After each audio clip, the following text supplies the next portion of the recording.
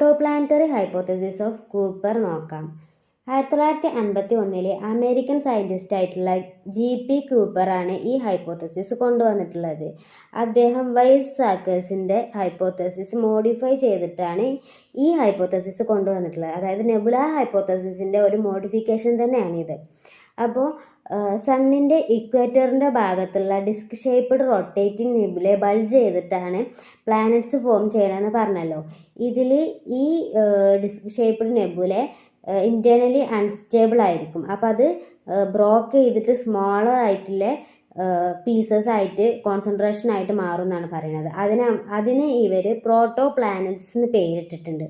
പിന്നീട് അത് കൊളൈഡ് ചെയ്തിട്ട് പിന്നെ യുണൈറ്റ് ചെയ്തിട്ട് ബിഗ്ഗർ മാസസ് ആയിട്ടുള്ള പ്ലാനറ്റ്സ് ആയിട്ട് മാറി എന്നാണ് ഈ ഹൈപ്പോത്തസിസിൽ പറയുന്നത്. ഇപ്പം നമ്മൾ ഒരുപാട് ഹൈപ്പോത്തസിസുകൾ നോക്കിയാലോ, ഇതെല്ലാം ഫുള്ളായിട്ട്